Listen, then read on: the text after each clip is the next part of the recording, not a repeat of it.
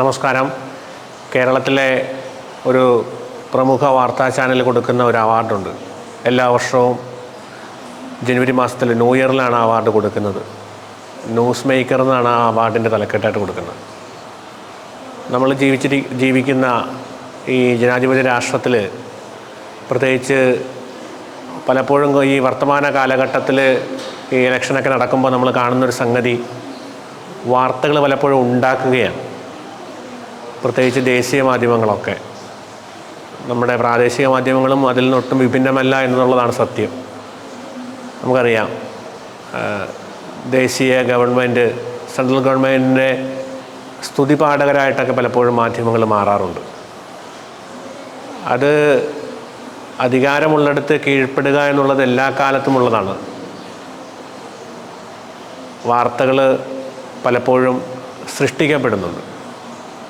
ഈ പറയാത്തത് പറയലാണ് ഏറ്റവും വലിയ പറച്ചിലെന്ന് പറയുന്നത് പോലെ ഈ ക്രിസ്തുവിൻ്റെ ഉയർപ്പിലും അങ്ങനെ ഒരു സംഭവമുണ്ട്. ക്രിസ്തു എന്ന സത്യത്തെ അവർ കഴുമരത്തിൽ കുരിശിലേറ്റി, അതിനുശേഷം അവനെ ഒരു വലിയ ഗുഹയ്ക്കുള്ളിൽ, കല്ലറയ്ക്കുള്ളിൽ ഒതുക്കി വലിയ ഒരു കല്ലുരുട്ടി വെച്ച് അവരുടെ കവാടം മറച്ചു. അങ്ങനെ സത്യത്തെ മൂടി വെച്ചു. പക്ഷെ നമുക്കറിയാം, ഈ വെളിച്ചത്തെയും സത്യത്തെയും ഒന്നും എല്ലാ കാലവും മൂടി വെക്കാൻ പറ്റില്ല. അതെന്നെങ്കിലും പുറത്തു വരും. അങ്ങനെ മൂന്നാം നാൾ അവൻ ഉദ്ധാനം ചെയ്യുകയാണ്.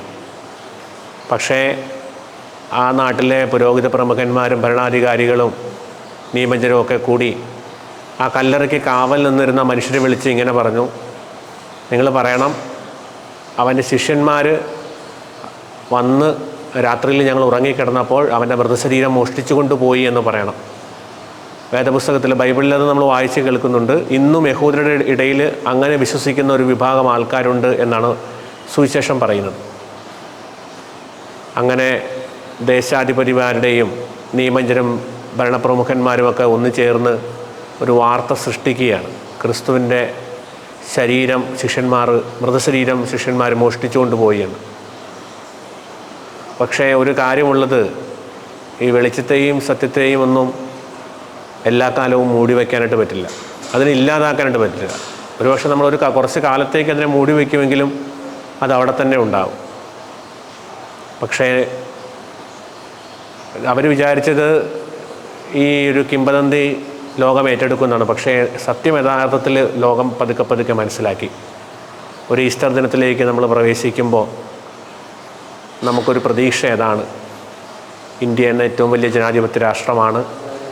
ആ ജനാധിപത്യത്തെ ഒരു കാലത്തും ഇല്ലാതാക്കാനായിട്ട് പറ്റില്ല.